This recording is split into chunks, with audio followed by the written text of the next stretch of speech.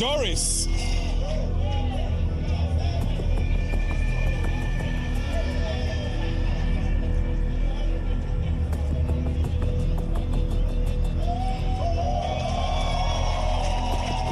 You have been evicted.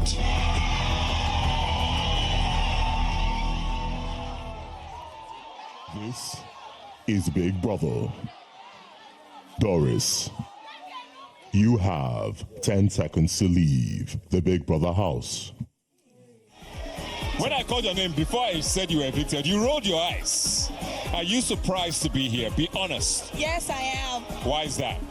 Because I'm not trying to shade anybody, but I put in so much work while I was in the house, so it's just such a shocking. I'm actually quite shocked, to be very honest. But Who did you think should be here?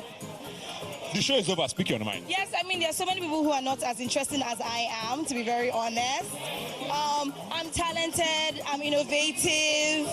You guys saw all the props, yes? So, there are people who didn't put enough effort, and they're not standing here today. So, I don't know, the vote is the vote, I guess. But 6 weeks is a very amazing run. Yeah, but, 10 would have been way better. The second week, there was this whole drama with Kola, and then you are now with Denari. A lot of viewers believe that you just wanted to get into a shape because you thought it was a strategy or a good strategy. How do you honestly feel about Denari?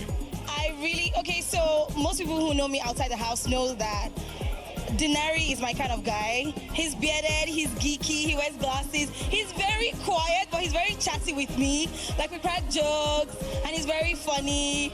Double D for life. I can't wait for him to come out. So yes, I absolutely love Denari. We had a fight yesterday, but thank God we were able to resolve it before I came out of the house. So it wasn't about a ship, to be very honest. People who know me again know that.